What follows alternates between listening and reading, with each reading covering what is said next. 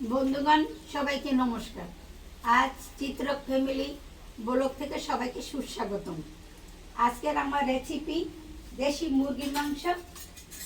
দুইটা মাংস মুরগি কিন্তু ছোট। আমার নাতি একটু কচি মাংস খাইতে পছন্দ করে এবং সে ছোট, তাই আমি ছোট মুরগি লইলাম। আর তার সঙ্গে রইলাম কয়েক টুকরা আলু। এখন আমি শুরু করব। এখন চুলাটা ধরিয়ে নিই। এখন কড়াইটা চুলার উপর দিয়ে নিই। এখন একটু তেল দেব আলুগুলি ভাজার জন্য। তেল গরম হয়ে গেছে, আমি আলুগুলি কড়াইতে দিয়ে দেব।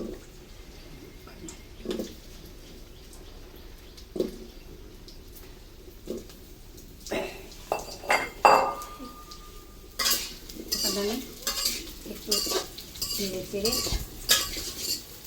একটু লবণ দেব আর একটু হলুদের গুঁড়ো দেবো।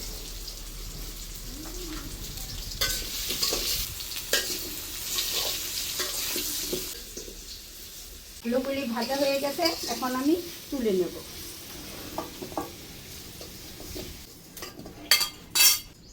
এখন আমি তেলের ভিতর দুইটা তেজপাতা, দুইটা শুকনো মরিচ, 3-4 টুকরা দারচিনি, 2-3টে এলাচ আর অল্প কিছু জিরা দিয়ে দেব। এখন আমি নাড়তে থাকবো। জিরা তেজপাতা ভাজা হয়ে গেছে, এখন দেবো আমি কিছু পেঁয়াজের টুকরা।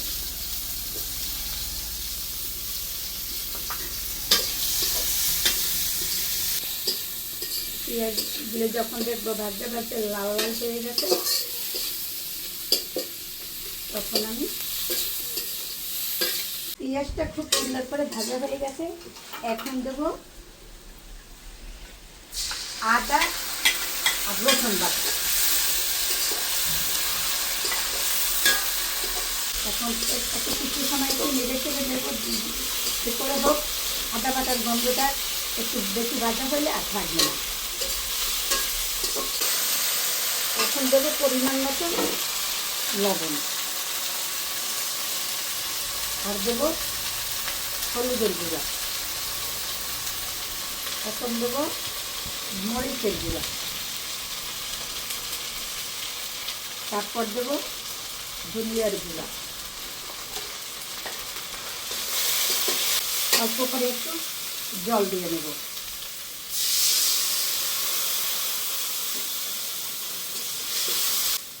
এখন ভালো করে মশলা কষিয়ে নেব। মশলাটা খুব সুন্দর কষানো রয়েছে, উপরে তেল দেখা যায়। এখন আমি মাংসটা দিয়ে নেব।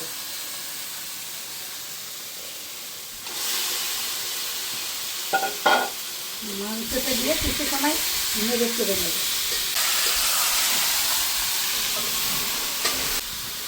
এখন সুন্দর করে মাংসটা ঢেকে দিলাম।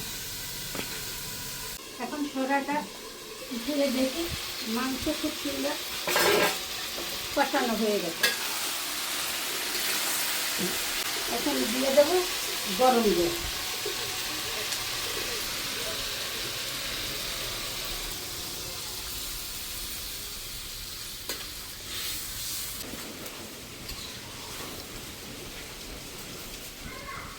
এখন দিয়ে দেবো ভাজা আলুগুলো।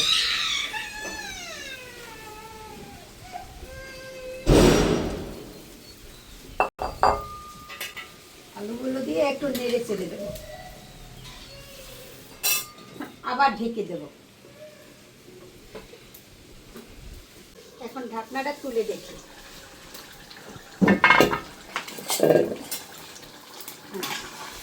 মাংস রান্না শেষ। আলুটা তো খুব সুন্দর গলে যাচ্ছে। এখন আমি একটু গরম মশলার গুঁড়া চারিদিক থেকে একটু ছিটিয়ে দেবো।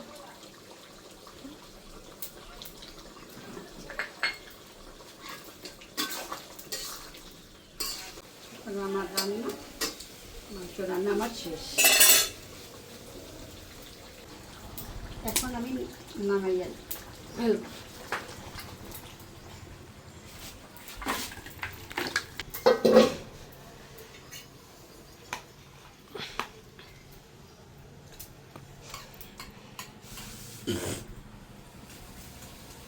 আপনারা দেখেন আমার রান্নাটা কেমন হয়েছে। যদি আপনাদের ভালো লেগে থাকে তবে লাইক করবেন, কমেন্ট করবেন, সাবস্ক্রাইব করবেন। সবাইকে আমার নমস্কার।